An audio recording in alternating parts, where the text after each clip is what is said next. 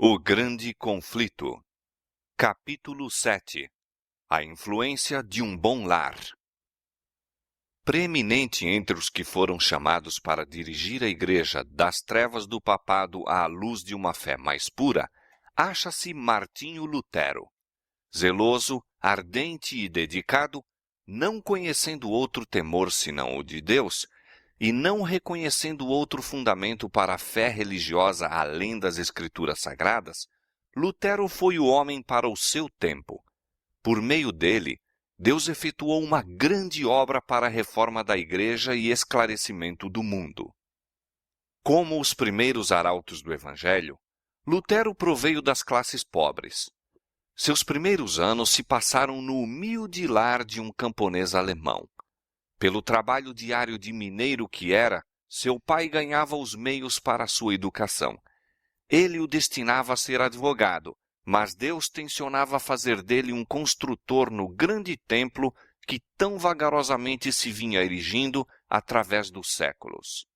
Dificuldades, privações e severa disciplina foram a escola na qual a sabedoria infinita preparou Lutero para a importante missão de sua vida. O pai de Lutero era homem de espírito forte e ativo, e de grande força de caráter, honesto, resoluto e correto. Era fiel às suas convicções de dever, fossem quais fossem as consequências.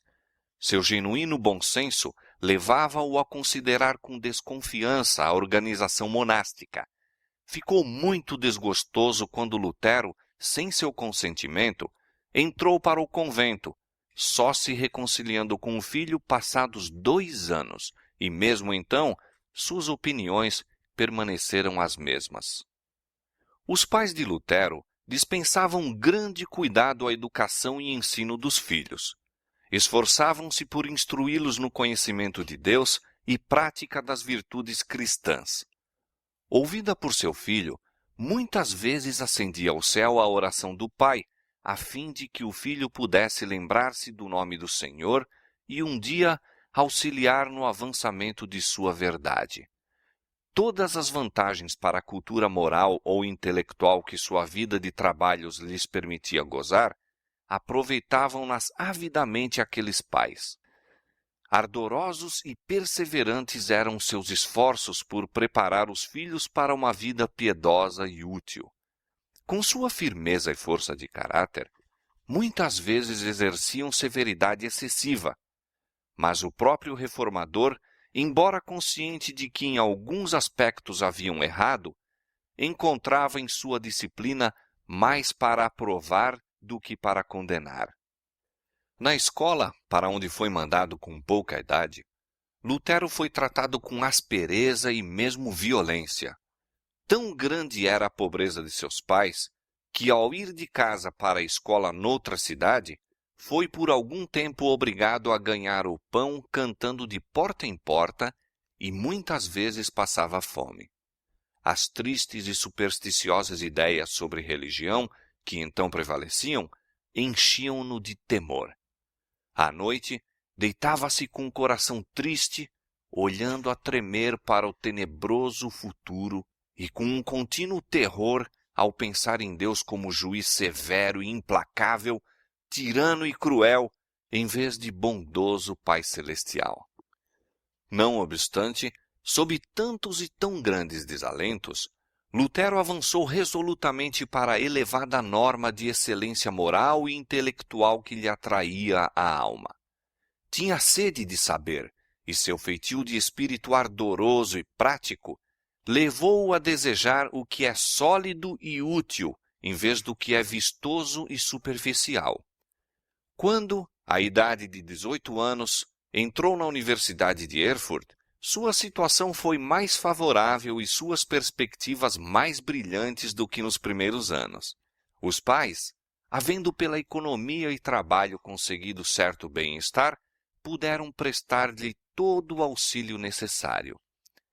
E a influência de amigos judiciosos diminuiu até certo ponto os efeitos sombrios de seu ensino anterior. Aplicou-se ao estudo dos melhores autores, entesourando diligentemente seus mais ponderados conceitos e fazendo sua própria a sabedoria dos sábios. Mesmo sob a ríspida disciplina dos mestres anteriores, cedo apresentara a ele promessa de distinção, e sob influências favoráveis, seu espírito logo se desenvolveu. Memória retentiva, vívida imaginação, poderosa faculdade de raciocinar e aplicação incansável, colocaram-no logo em primeiro lugar entre seus companheiros. A disciplina intelectual amadureceu-lhe o entendimento, despertando uma atividade de espírito e agudeza de percepção que o estavam preparando para os embates da vida. O temor do Senhor habitava no coração de Lutero, habilitando-o a manter sua firmeza de propósito e levando-o à profunda humildade perante Deus.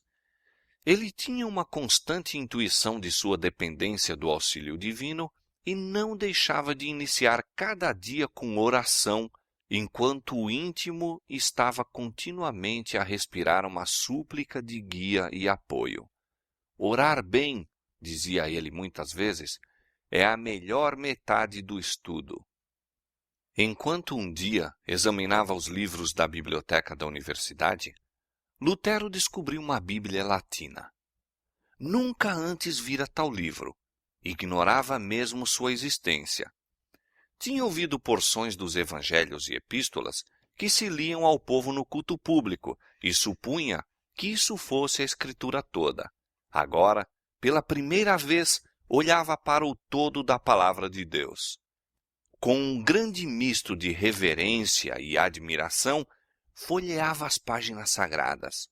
Pulso acelerado e coração palpitante, lia por si mesmo as palavras de vida, detendo-se aqui e acolá para exclamar: "Oh, quem dera Deus me desse tal livro!" Anjos celestiais estavam ao seu lado, e raios de luz procedentes do trono de Deus traziam-lhe à compreensão os tesouros da verdade. Sempre temera ofender a Deus, mas agora a profunda convicção de seu estado pecaminoso apoderou-se dele como nunca antes. Um desejo ardente de se achar livre do pecado e encontrar paz com Deus levou-o afinal a entrar para um mosteiro e dedicar-se à vida monástica. Exigiu-se-lhe ali efetuar os mais humildes trabalhos e mendigar de porta em porta. Estava na idade em que o respeito e a apreciação são mais avidamente desejados, e essas ocupações servis eram profundamente mortificadoras para os seus sentimentos naturais. Pacientemente, porém, suportou a humilhação, crendo ser necessária por causa de seus pecados. Todo momento que podia poupar de seus deveres diários, empregava-o no estudo, furtando-se ao sono e cedendo mesmo a contragosto o tempo empregado em suas escassas refeições. Acima de tudo, se deleitava no estudo da palavra de Deus. Achara uma Bíblia acorrentada à parede do convento e a ela muitas vezes recorria. Aprofundando-se suas convicções de pecado, procurou pelas próprias obras obter perdão e paz. Levava a vida austera, esforçando-se por meio de jejuns, vigílias e penitências para subjugar os males de sua natureza, dos quais a vida monástica não o libertava. Não recuava ante sacrifício algum pelo qual pudesse atingir a pureza de coração que o habilitaria a ficar aprovado perante Deus. Eu era, na verdade, um monge piedoso, disse mais tarde, e seguia as regras de minha ordem mais estritamente do que possa exprimir. Se fora possível a um monge obter o céu pelas suas obras monásticas, eu teria certamente direito a ele. Se eu tivesse continuado por mais tempo, teria levado minhas mortificações até a própria morte. Como resultado desta dolorosa disciplina, perdeu as forças e sofreu de desmaios, de cujos efeitos nunca se restabeleceu por completo. Mas com todos os seus esforços, a alma sobrecarregada não encontrou alívio. Finalmente, foi arrojado às bordas do desespero. Quando pareceu a Lutero que tudo estava perdido, Deus lhe suscitou um amigo e auxiliador. O piedoso Staupitz abriu a palavra de Deus ao espírito de Lutero, mandando-lhe que não mais olhasse para si mesmo, que cessasse a contemplação do castigo infinito pela violação da lei de Deus e olhasse a Jesus, seu Salvador, que perdoa os pecados. Em vez de torturar-te por causa de teus pecados, lança-te nos braços do Redentor. Confia nele, na justiça de sua vida, na expiação de sua morte. Escuta o Filho de Deus.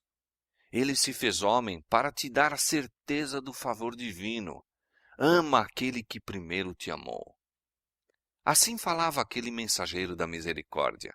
Suas palavras produziram profunda impressão no espírito de Lutero. Depois de muita luta contra erros longamente acalentados, pôde ele aprender a verdade e lhe veio paz à alma perturbada. Lutero foi ordenado sacerdote, sendo chamado do claustro para o cargo de professor da Universidade de Wittenberg. Ali se aplicou ao estudo das Escrituras nas línguas originais. Começou a fazer conferências sobre a Bíblia, e o livro dos Salmos, os Evangelhos e as Epístolas abriram-se à compreensão de multidões que se deleitavam em ouvi-lo. Staupitz, seu amigo e superior, insistia com ele para que subisse ao púlpito e pregasse a palavra de Deus. Lutero hesitava, sentindo-se indigno de falar ao povo em lugar de Cristo. Foi apenas depois de longa luta que cedeu às solicitações dos amigos. Era já poderoso nas Escrituras, e sobre ele repousava a graça de Deus. Sua eloquência cativava os ouvintes. A clareza e poder com que apresentava a verdade levavam-nos à convicção e seu fervor tocava os corações. Lutero ainda era um verdadeiro filho da Igreja Papal e não tinha ideia alguma de que houvesse de ser alguma outra coisa. Na providência de Deus, foi levado a visitar Roma. Seguiu viagem a pé, hospedando-se nos mosteiros pelo caminho. Em um convento na Itália, encheu-se de admiração ante a riqueza, magnificência e luxo que testemunhou. Dotados de uma receita principesca, os monges habitavam em esplêndidos compartimentos, ornamentavam-se com as mais ricas e custosas vestes e banqueteavam-se em suntuosas mesas. Com dolorosos pressentimentos, Lutero contrastou essa cena com a renúncia e rigores de sua própria vida. O espírito estava se lhe tornando perplexo. Afinal, contemplou à distância a cidade das 7 colinas. Com profunda emoção, prostrou-se ao solo, exclamando: Santa Roma, eu te saúdo! Entrou na cidade, visitou as igrejas, ouviu as histórias maravilhosas repetidas pelos padres e monges e cumpriu todas as cerimônias exigidas. Por toda parte, via cenas que o enchiam de espanto e horror. Observava a iniquidade que existia entre todas as classes do clero. Ouviu gracejos imorais dos prelados e horrorizou-se com sua espantosa profanidade, mesmo durante a missa. Ao associar-se aos monges e cidadãos, deparou com desregramento, libertinagem. Para onde quer que se volvesse, encontrava sacrilégio em lugar de santidade. Ninguém pode imaginar, escreveu ele, que pecados e ações infames se cometem em Roma. Precisam ser vistos e ouvidos para serem cridos. Por isso costumam dizer, se há inferno, Roma está construída sobre ele. É um abismo donde procede toda espécie de pecado. Por um decreto recente, fora prometida pelo Papa certa indulgência a todos os que subissem de joelhos a escada de Pilatos, que se diz ter sido descida por nosso Salvador ao sair do tribunal romano e miraculosamente transportada de Jerusalém para Roma. Lutero estava certo dia subindo devotamente esses degraus, quando de súbito uma voz semelhante a trovão pareceu dizer-lhe: "O justo viverá da fé." Ergueu-se de um salto e saiu apressadamente do lugar, envergonhado e horrorizado. Esse texto nunca perdeu a força sobre sua alma. Desde aquele tempo, viu mais claramente do que nunca o engano de se confiar nas obras humanas para a salvação e a necessidade de fé constante nos méritos de Cristo. Tinham-se-lhe aberto os olhos e nunca mais se deveriam fechar aos enganos do papado. Quando ele deu as costas a Roma, também dela volveu o coração e desde aquele tempo o afastamento se tornou cada vez maior até romper todo o contato com a Igreja Papal. Depois de voltar de Roma, Lutero recebeu na Universidade de Wittenberg o grau de doutor em teologia. Estava agora na liberdade de se dedicar como nunca antes às escrituras que ele amava.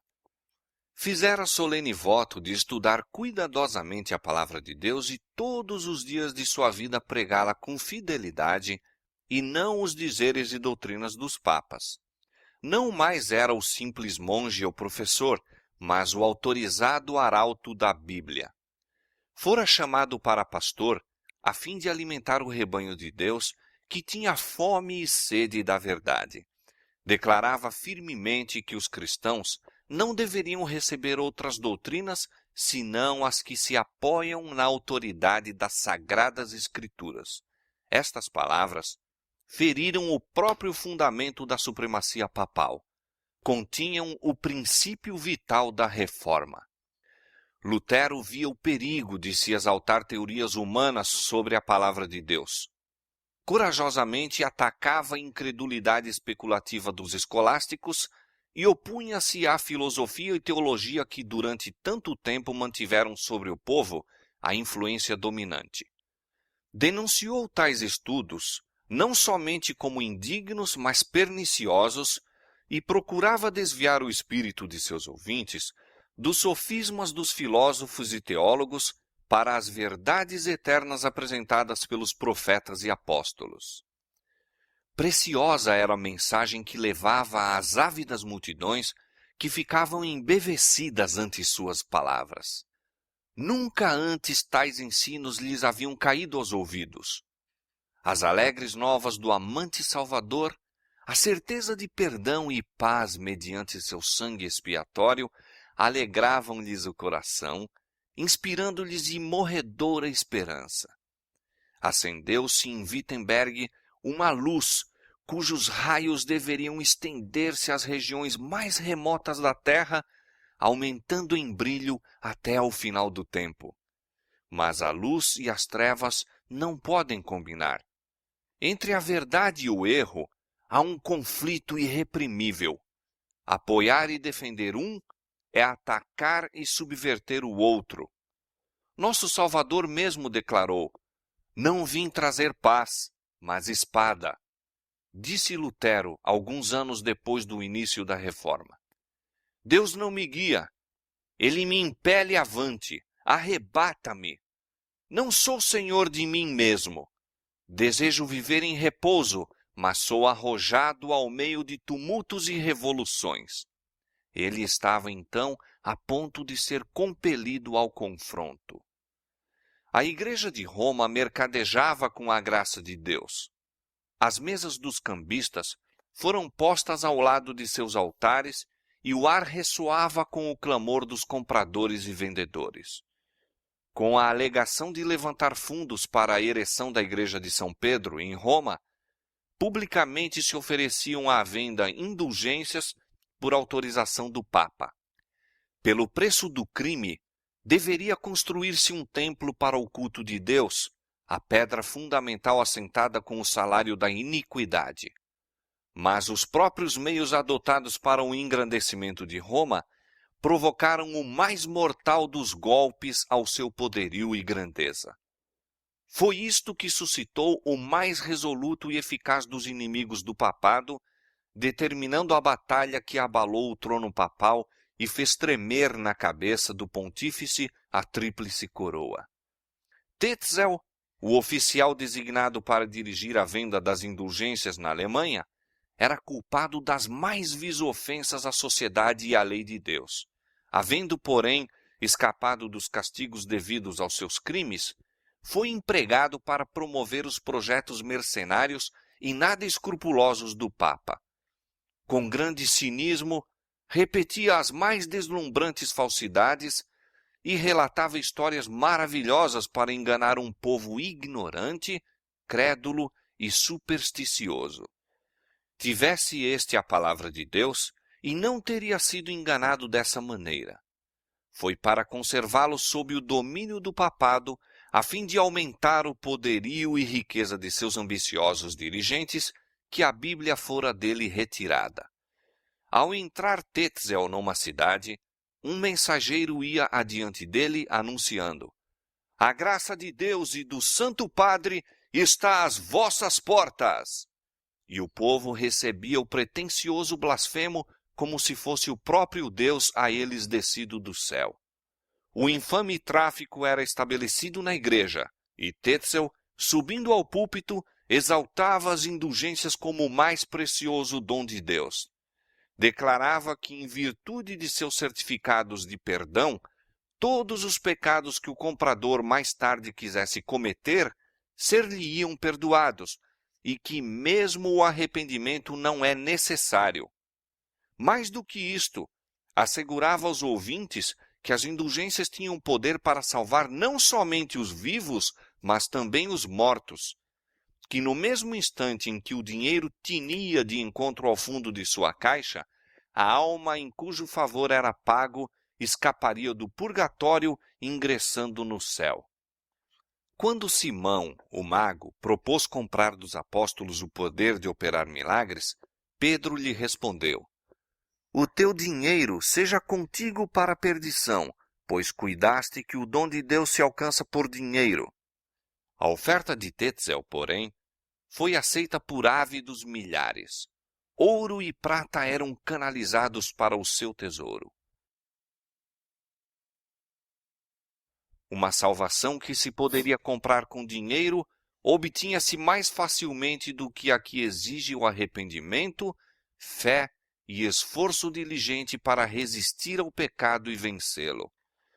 À doutrina das indulgências tinha-se oposto homens de saber e piedade da Igreja de Roma, e muitos havia que não tinham fé em pretensões tão contrárias quanto a razão como a revelação. Nenhum prelado ousou erguer a voz contra este iníquo comércio, mas o espírito dos homens estava se tornando perturbado e desassossegado, e muitos com avidez inquiriam se Deus não operaria mediante algum instrumento a purificação de sua igreja. Lutero, conquanto ainda católico romano da mais estrita classe, encheu-se de horror ante as blasfemas declarações dos traficantes das indulgências. Muitos de sua própria congregação haviam comprado certidões de perdão e logo começaram a dirigir-se a seu pastor, confessando seus vários pecados e esperando absolvição, não porque estivessem arrependidos e desejassem corrigir-se, mas sob o fundamento da indulgência. Lutero recusou-lhes a absolvição, advertindo-os de que, a menos que se arrependessem e reformassem a vida, haveriam de perecer em seus pecados. Com grande perplexidade voltaram a Tetzel, queixando-se de que seu confessor recusara-lhes o certificado, e alguns ousadamente exigiram que se lhes restituísse o dinheiro. O frade encheu-se de cólera, proferiu as mais terríveis maldições, fez com que se acendessem fogos nas praças públicas e declarou haver recebido ordem do Papa para queimar todos os hereges que pretendessem opor-se às suas santíssimas indulgências. Entra Lutero, então, ousadamente em sua obra como campeão da verdade.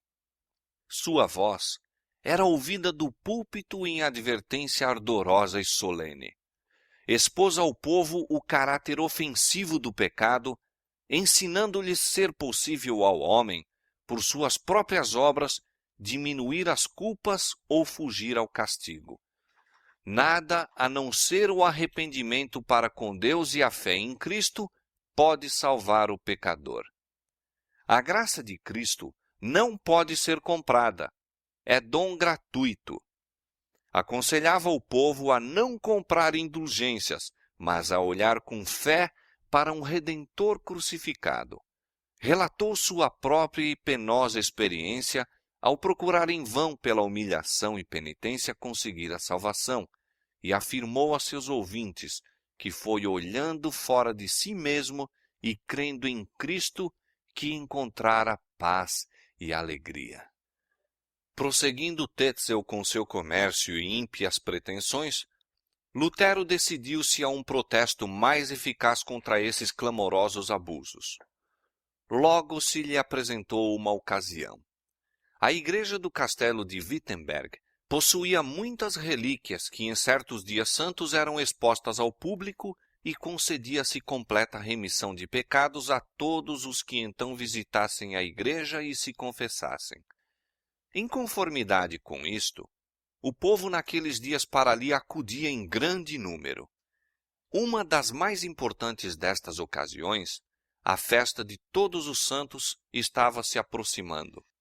Na véspera, Lutero, reunindo-se às multidões que já seguiam para a igreja, afixou na porta desta um papel contendo 95 proposições contra a doutrina das indulgências. Declarou sua disposição de defender essas teses no dia seguinte na universidade contra todos os que achassem conveniente atacá-las. Suas proposições atraíram a atenção geral. Eram lidas e relidas e repetidas de todos os lados. Estabeleceu-se grande excitação na universidade e na cidade inteira.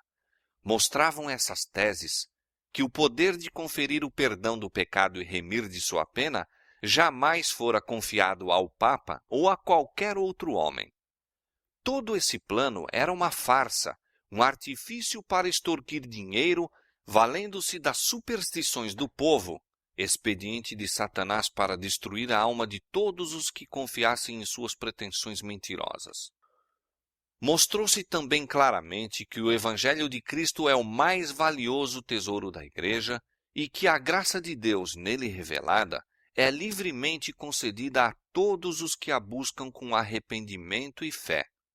As teses de Lutero desafiavam discussão, mas ninguém ousou aceitar o repto.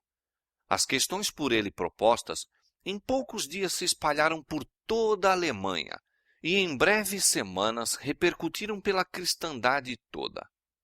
Muitos dedicados romanistas que tinham visto e lamentado a terrível iniquidade que prevalecia na igreja, mas não sabiam como deter seus progressos, leram as proposições com grande alegria, reconhecendo nelas a voz de Deus. Pressentiam que o Senhor graciosamente estendera a mão para deter a maré de corrupção que crescia rapidamente e que promanava da sé de Roma.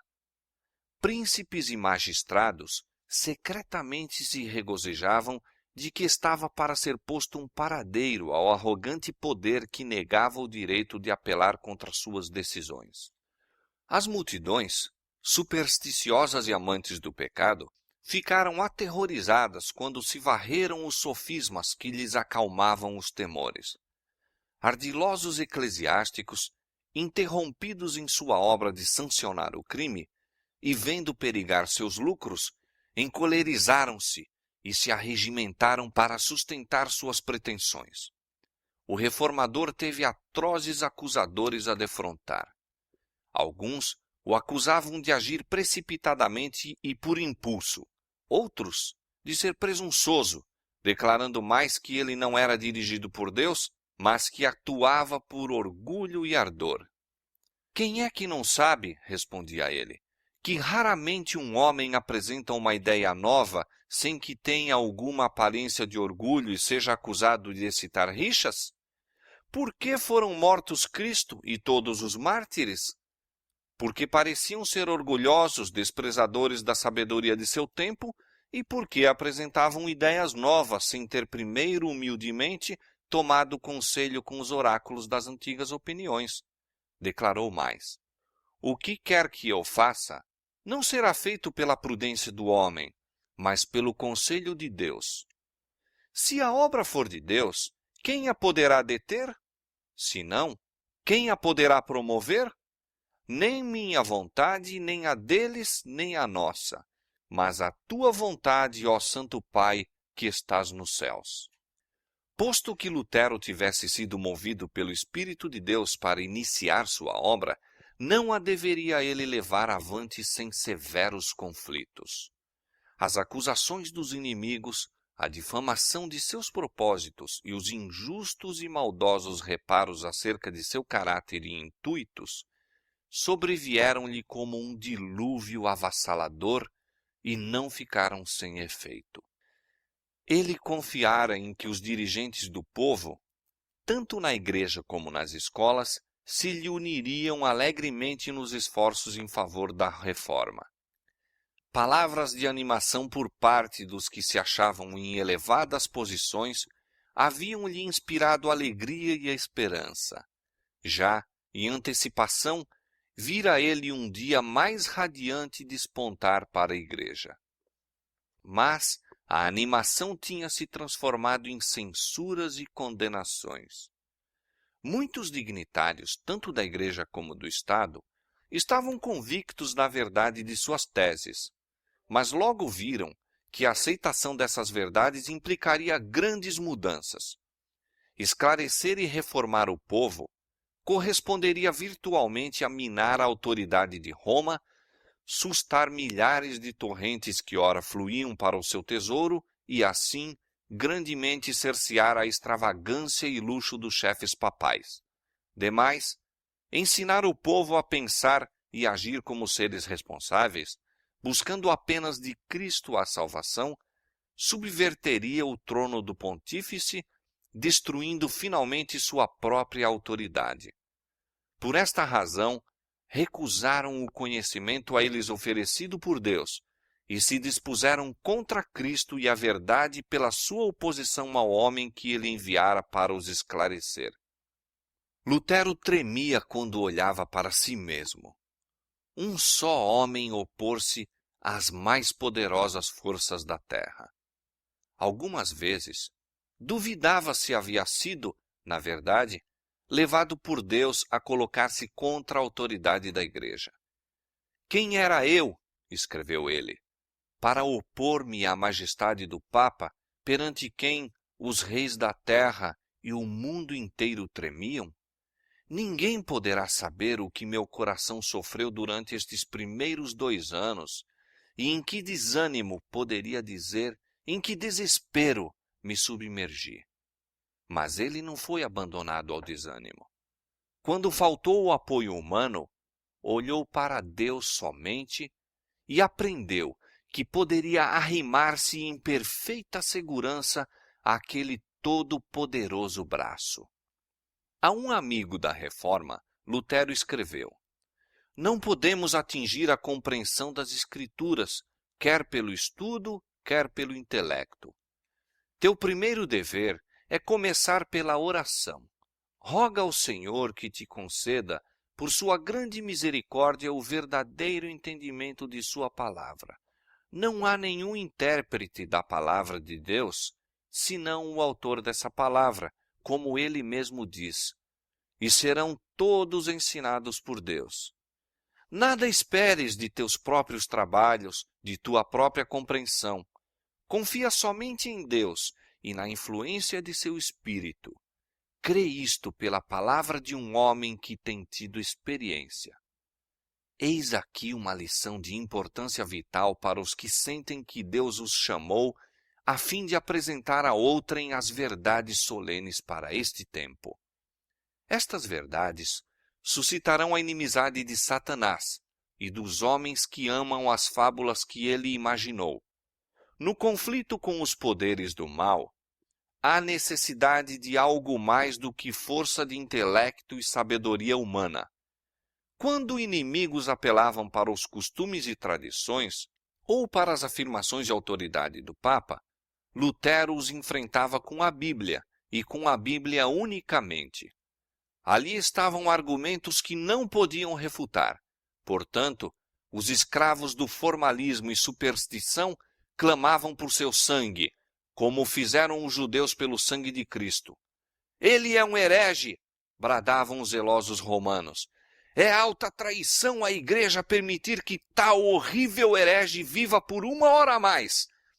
Armem-se imediatamente para ele a forca.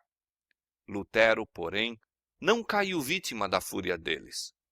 Deus tinha uma obra para ele fazer, e a fim de o proteger foram enviados anjos do céu. Entretanto, muitos que de Lutero tinham recebido a preciosa luz tornaram-se objeto da ira de Satanás e, por amor à verdade, sofreram corajosamente tortura e morte. Os ensinos de Lutero atraíram a atenção dos espíritos pensantes de toda a Alemanha. De seus sermões e escritos procediam raios de luz que despertavam e iluminavam a milhares. Uma fé viva estava tomando o lugar do morto formalismo em que a igreja se mantivera durante tanto tempo. O povo estava diariamente perdendo a confiança nas superstições do catolicismo. As barreiras do preconceito iam cedendo. A palavra de Deus, pela qual Lutero provava toda a doutrina e qualquer reclamo, era semelhante a uma espada de 2 gumes, abrindo caminho ao coração do povo. Por toda parte se despertava o desejo de progresso espiritual. Fazia séculos que não se via tão generalizada a fome e sede de justiça. Os olhos do povo havia tanto voltados para ritos humanos e mediadores terrestres, volviam-se agora em arrependimento e fé para Cristo e este crucificado. Esse interesse generalizado mais ainda despertou os temores das autoridades papais. Lutero recebeu intimação para comparecer a Roma a fim de responder pela acusação de heresia. A ordem encheu de terror a seus amigos. Sabiam perfeitamente bem o perigo que o ameaçava naquela corrupta cidade, já embriagada com o sangue dos mártires de Jesus. Protestaram contra a sua ida a Roma e requereram fosse ele interrogado na Alemanha. Assim se fez, por fim, e foi designado o núncio papal para ouvir o caso. Nas instruções comunicadas pelo pontífice a esse legado, referiu-se que Lutero fora já declarado herege. O núncio foi, portanto, encarregado de o processar e constranger sem demora. Se ele permanecesse firme e o legado não conseguisse apoderar-se de sua pessoa, tinha poderes para proscrevê-lo em todas as partes da Alemanha, banir, amaldiçoar e excomungar todos os que estivessem ligados a ele. E, além disso, determinou a seu legado, a fim de desarraigar inteiramente a pestífera heresia, que, exceto o imperador, excomungasse de qualquer dignidade na Igreja ou Estado a todos os que negligenciassem prender Lutero e seus adeptos, entregando-os à vingança de Roma. Aqui se patenteia o verdadeiro espírito do papado. Nenhum indício de princípios cristãos, ou mesmo de justiça comum, se pode notar no documento todo. Lutero estava a grande distância de Roma. Não tivera oportunidade de explicar ou defender sua atitude. No entanto, antes que seu caso fosse investigado, era sumariamente declarado herege e no mesmo dia exortado, acusado, julgado e condenado. E tudo isto por aquele que se intitulava Santo Pai, a única autoridade suprema, infalível, na Igreja ou no Estado. Nessa ocasião, em que Lutero tanto necessitava da simpatia e conselho de um verdadeiro amigo, a providência de Deus enviou Melanchthon a Wittenberg. Jovem, modesto e tímido nas maneiras, o são discernimento de Melanchthon Seu extenso saber e convincente eloquência, combinados com a pureza e retidão de caráter, conquistaram admiração e estima gerais. O brilho de seus talentos não era mais assinalado do que a gentileza de suas maneiras. Logo, se tornou um fervoroso discípulo do Evangelho, o amigo de mais confiança e valioso apoio para Lutero, servindo sua brandura, prudência e exatidão de complemento à coragem e energia daquele. Sua cooperação na obra acrescentou força à reforma e foi uma fonte de grande animação para Lutero. Augsburgo fora designada como o lugar para o processo, e o reformador partiu a pé para fazer a viagem até lá. Alimentavam-se sérios temores a seu respeito. Fizeram-se abertamente ameaças de que ele seria agarrado e assassinado no caminho, e seus amigos rogaram-lhe que se não aventurasse. Solicitaram-lhe mesmo que durante algum tempo saísse de Wittenberg e procurasse segurança com os que de bom grado o protegeriam. Ele, porém, não queria deixar a posição em que Deus o colocara. Deveria continuar fielmente a manter a verdade, apesar das procelas que sobre ele se abatiam.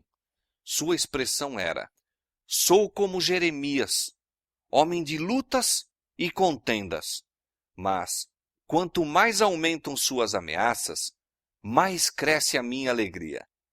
Já destruíram minha honra e reputação. Uma única coisa permanece: meu desprezível corpo. Que o tomem. Abreviarão assim por algumas horas a minha vida, mas, quanto à minha alma, não a podem tomar. Aquele que deseja proclamar a verdade de Cristo ao mundo deve esperar a morte a cada momento. As notícias da chegada de Lutero a Augsburgo deram grande satisfação ao legado papal. O perturbador herege que despertava a atenção do mundo inteiro parecia agora em poder de Roma, e o legado decidiu que ele não escapasse. O reformador deixara de munir-se de salvo-conduto. Seus amigos insistiam em que, sem ele, não aparecesse perante o legado, e eles próprios se empenharam em consegui-lo do imperador. O núncio tencionava obrigar a Lutero, sendo possível, a retratar-se, ou, não conseguindo isto, fazer com que se fosse levado a Roma para participar da sorte de Hus e Jerônimo. Por conseguinte, mediante seus agentes, esforçou-se por induzir Lutero a aparecer sem salvo-conduto, confiante em sua misericórdia. Isto o reformador se recusou firmemente a fazer. Antes que recebesse o documento, hipotecando-lhe a proteção do imperador, não compareceu à presença do embaixador papal.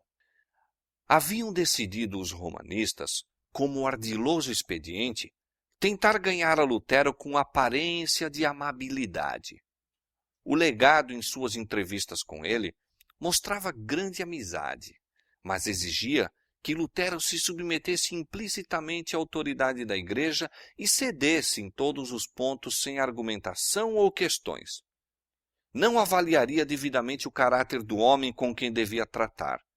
Lutero, em resposta, exprimiu sua consideração pela Igreja, seu desejo de verdade, sua prontidão em responder a todas as objeções ao que ele havia ensinado e em submeter suas doutrinas à decisão de algumas das principais universidades, mas, ao mesmo tempo, protestava contra a maneira de agir do cardeal, exigindo-lhe retratar-se sem ter provado estar ele em erro. A única resposta foi: retrate-se, retrate-se! O reformador mostrou que sua atitude era apoiada pelas Escrituras e declarou com firmeza que não poderia renunciar à verdade. O legado, incapaz de responder ao argumento de Lutero, cumulou com uma tempestade de acusações, zombarias, escárnios e lisonjas, entremediados de citações da tradição e dos dizeres dos pais da Igreja, sem proporcionar ao reformador oportunidade de falar. Vendo que a conferência, assim continuando, seria completamente vã, Lutero obteve, por fim, relutante permissão para apresentar sua resposta por escrito. Assim fazendo, disse ele escrevendo a um amigo, os oprimidos encontram duplo proveito. Primeiro, aquilo que escrevi pode ser submetido ao juízo de outrem. Segundo, tem-se melhor oportunidade de trabalhar com os temores, se é que não com a consciência, de um déspota arrogante e parlador, que do contrário dominaria pela sua linguagem imperiosa. Na próxima entrevista, Lutero apresentou uma exposição clara, concisa e poderosa de suas opiniões, amplamente apoiadas por muitas citações das Escrituras. Este documento, depois de o ter lido em alta voz, entregou ao cardeal, que, entretanto, o lançou desdenhosamente ao lado, declarando ser ele um acervo de palavras ociosas e citações que nada provavam. Lutero, assim estimulado, defronta então o altivo prelado em seu próprio terreno, as tradições e ensinos da Igreja, e literalmente derrota suas afirmações. Quando o prelado viu que o raciocínio de Lutero era irrespondível, perdeu todo o domínio de si mesmo e, colérico, exclamou: retrate-se, ou mandá-lo-ei a Roma para ali comparecer perante os juízes comissionados para tomarem conhecimento de sua causa. Excomungá-lo-ei e a todos os seus partidários, e a todos os que em qualquer ocasião o favorecerem, e os lançarei fora da igreja. E finalmente declarou, em tom altivo e irado: retrate-se, ou não volte mais. O reformador de pronto se retirou com os amigos, declarando assim plenamente que nenhuma retratação se deveria esperar dele. Isto não era o que o cardeal se propusera. Ele se havia lisonjeado de poder pela violência forçar Lutero a submeter-se. Agora, deixado só com os que o apoiavam, olhava para um e para outro, em completo desgosto pelo inesperado fracasso de seus planos. Os esforços de Lutero nesta ocasião não ficaram sem bons resultados. A grande assembleia presente tivera a oportunidade de comparar os dois homens e julgar por si do espírito manifestado por eles, bem como da força e verdade de suas posições. Quão assinalado era o contraste! O reformador, simples, humilde, firme, permanecia na força de Deus, tendo ao seu lado a verdade. O representante do Papa, importante aos seus próprios olhos, despótico, altivo e desarrazoado, achava-se sem um único argumento das Escrituras, exclamando, no entanto, veementemente: retrate-se, ou será enviado a Roma para o castigo. Se bem que Lutero se houvesse munido de salvo-conduto, os romanistas estavam conspirando para apanhá-lo e aprisioná-lo. Seus amigos insistiam em que, como lhe era inútil prolongar sua permanência, deveria sem demora voltar a Wittenberg e que a máxima cautela se deveria ter no sentido de ocultar suas intenções. De acordo com isto, ele deixou Augsburgo antes do raiar do dia a cavalo, acompanhado apenas de um guia a ele fornecido pelo magistrado. Com muitos pressentimentos, atravessou sem ser percebido as ruas escuras e silenciosas da cidade. Inimigos vigilantes e cruéis estavam a conspirar para a sua destruição. Escaparia das ciladas que lhe preparavam? Eram momentos de ansiedade e fervorosas orações. Atingiu uma pequena porta no muro da cidade. Abriu-se-lhe e, com o guia, por ela passou sem impedimento. Uma vez livres do lado de fora, os fugitivos apressaram a fuga e, antes que o legado soubesse da partida de Lutero, achava-se ele além do alcance de seus perseguidores. Satanás e seus emissários estavam derrotados. O homem que haviam pensado estar em seu poder tinha-se ido, escapara-se, como um pássaro da armadilha do caçador. Com as notícias da fuga de Lutero, o legado ficou opresso de surpresa e cólera. Esperava ele receber grande honra por seu tino e firmeza ao tratar com o perturbador da igreja, mas frustrara-se-lhe a esperança. Deu expressão à sua raiva em carta a Frederico, o eleitor da Saxônia, denunciando com amargura a Lutero e reclamando que Frederico enviasse o reformador a Roma ou que o banisse da Saxônia.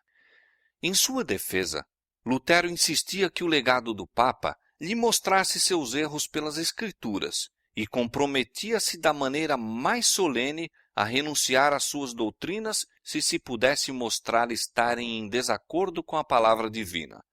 E exprimia sua gratidão a Deus por haver sido considerado digno de sofrer por uma causa tão santa. O eleitor possuía ainda pouco conhecimento das doutrinas reformadas, mas estava fundamente impressionado pela sinceridade, força e clareza das palavras de Lutero. E até que se provasse estar o reformador em erro, resolveu Frederico permanecer como seu protetor. Em resposta ao pedido do legado, escreveu: Visto que o doutor Martinho compareceu perante vós, em Augsburgo, deveríeis estar satisfeito. Não esperávamos que vos esforçasseis por fazê-lo retratar-se sem o haver convencido de seus erros. Nenhum dos homens doutos de nosso principado me informou de que a doutrina de Martinho seja ímpia, anticristã ou herética. O príncipe recusou-se, além disso, a enviar Lutero a Roma ou expulsá-lo de seus domínios. O eleitor notara uma ruína geral das restrições morais na sociedade. Era indispensável grande obra de reforma. As complicadas e dispendiosas medidas para restringir e punir o crime seriam desnecessárias se os homens tão somente reconhecessem e obedecessem à lei de Deus e aos ditames de uma consciência esclarecida.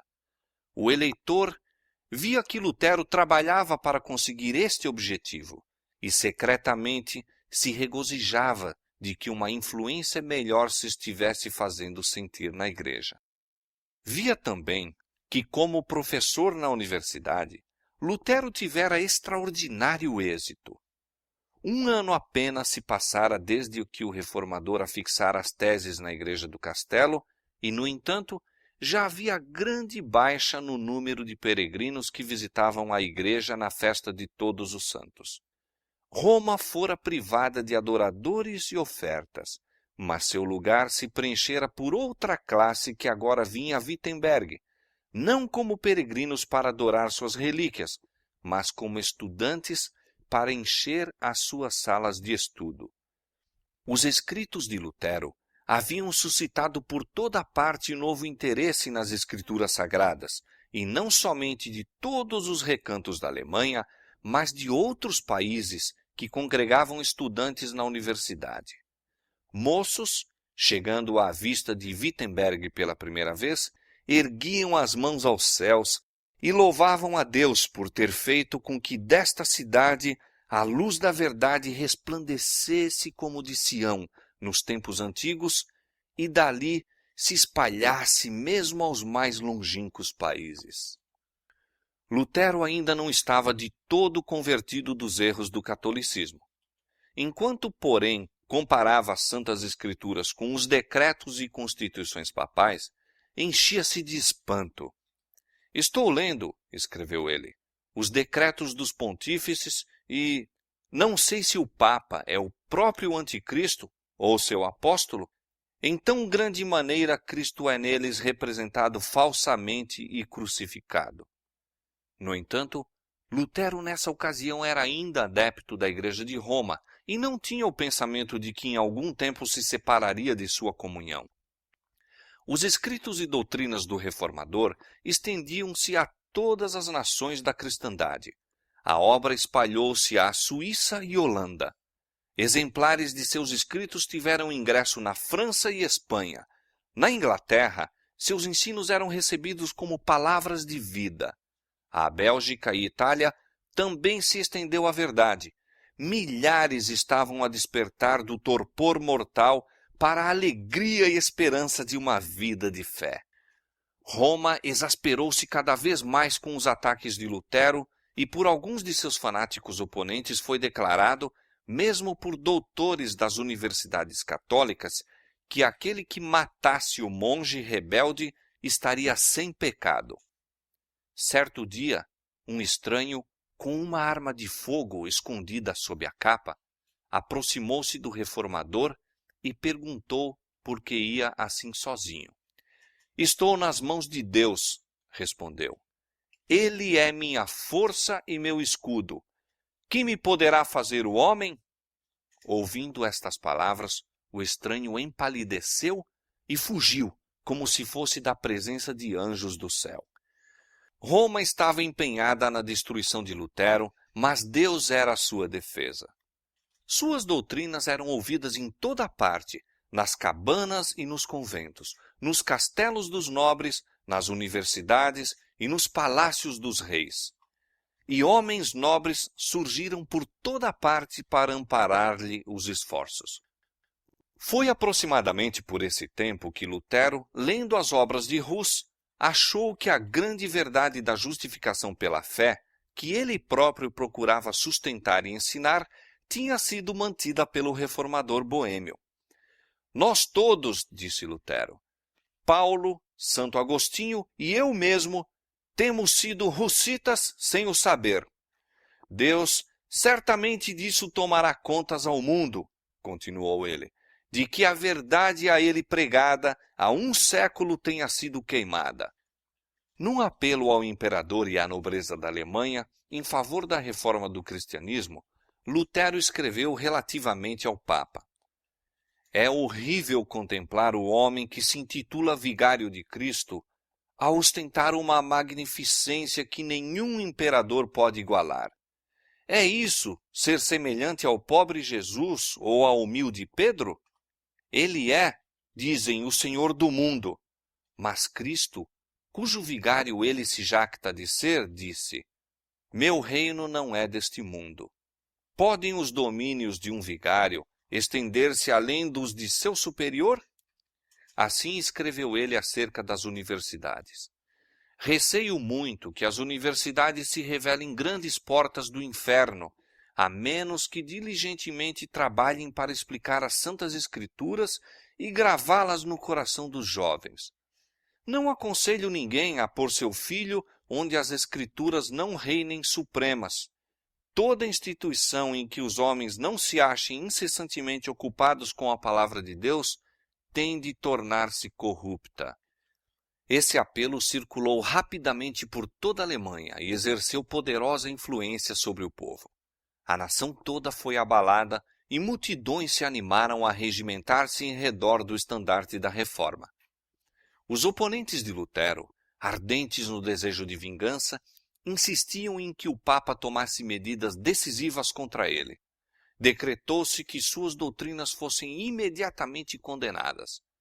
60 dias foram concedidos ao reformador e a seus adeptos, findo os quais, se não as abandonassem, deveriam todos ser excomungados. Foi uma crise terrível para a reforma.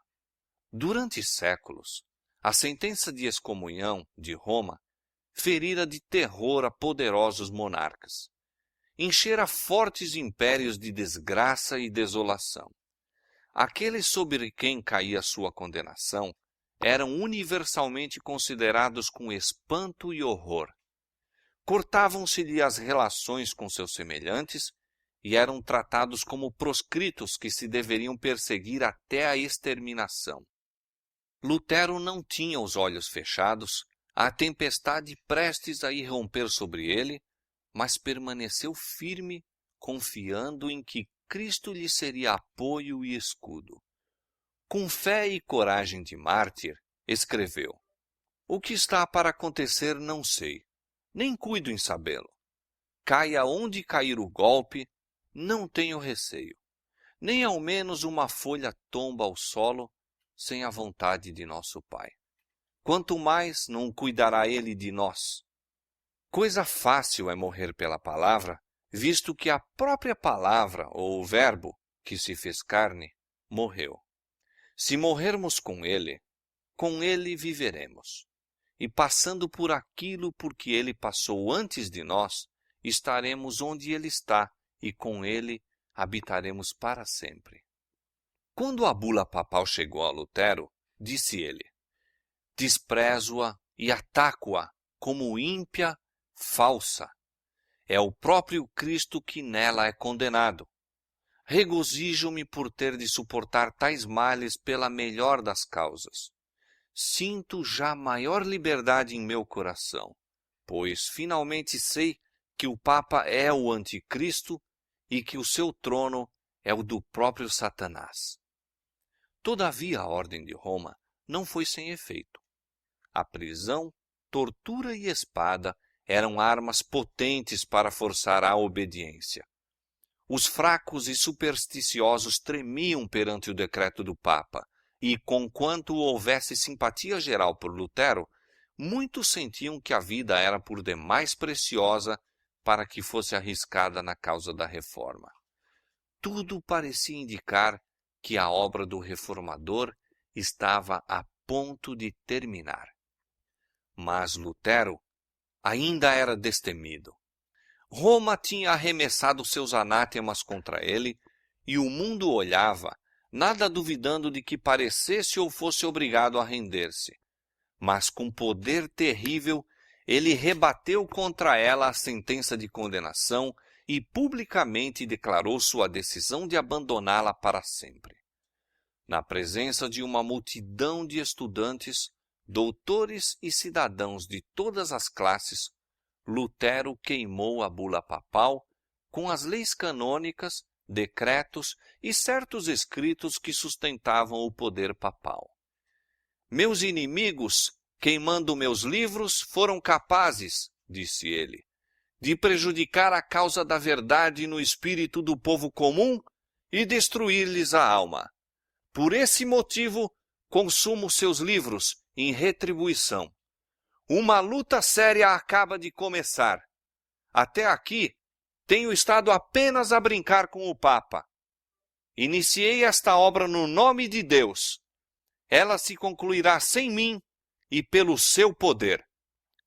Às acusações dos inimigos que dele zombavam pela fraqueza de sua causa, Lutero respondia: quem sabe se Deus não me escolheu e chamou, e se eles não deverão temer que, ao desprezar-me, desprezem ao próprio Deus?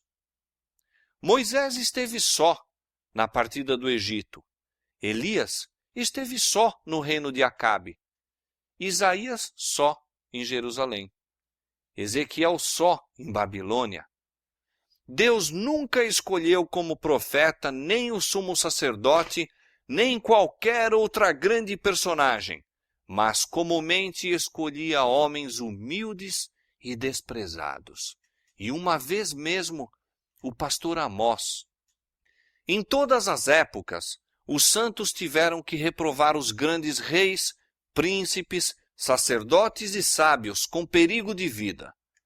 Não me considero profeta, mas digo que eles devem temer precisamente porque estou só, e eles são muitos. Disto estou certo, que a palavra de Deus está comigo e não com eles. Entretanto, não foi sem terrível luta consigo mesmo que Lutero se decidiu a uma separação definitiva da Igreja. Foi aproximadamente por este tempo que escreveu: sinto cada dia mais e mais quão difícil é pôr de parte os escrúpulos que a gente absorveu na meninice. Oh, quanta dor me causou, posto que eu tivesse as Escrituras ao meu lado, o justificar a mim mesmo que eu ousaria assumir atitude contra o Papa e tê-lo na conta de anticristo.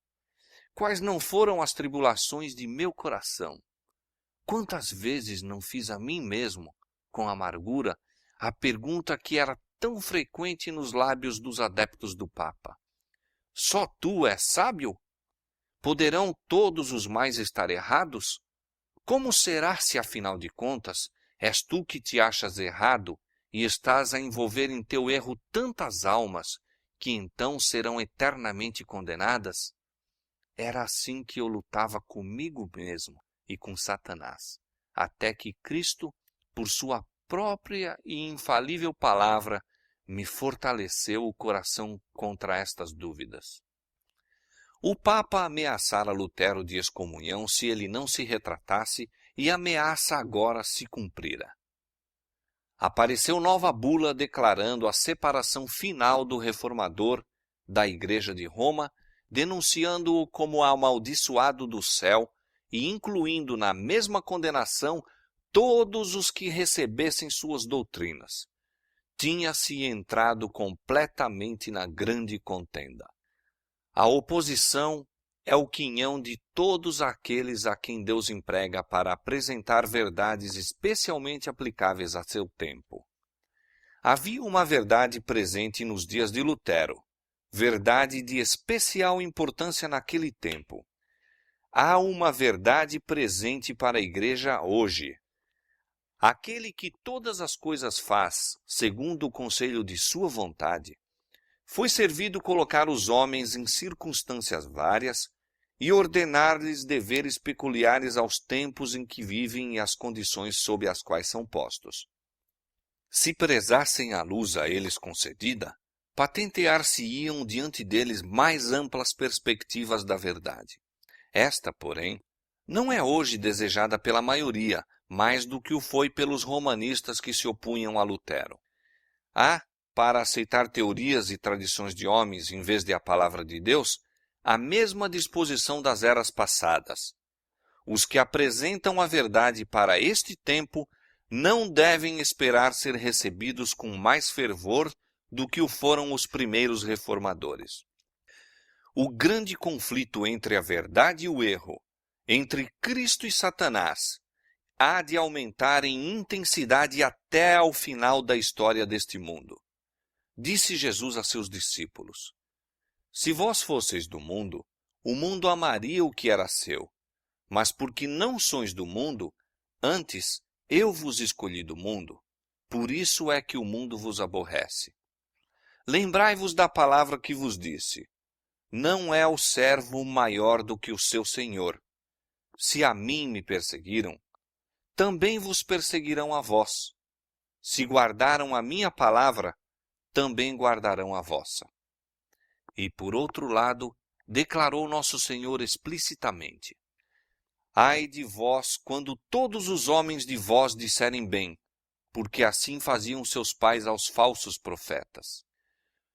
O espírito do mundo não está hoje mais em harmonia com o espírito de Cristo do que nos primitivos tempos.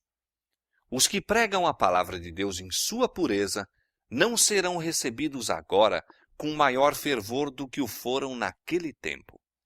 As maneiras de oposição à verdade podem mudar. A inimizade pode ser menos manifesta porque é mais arguta, mas o mesmo antagonismo ainda existe e se manifestará até o fim do tempo.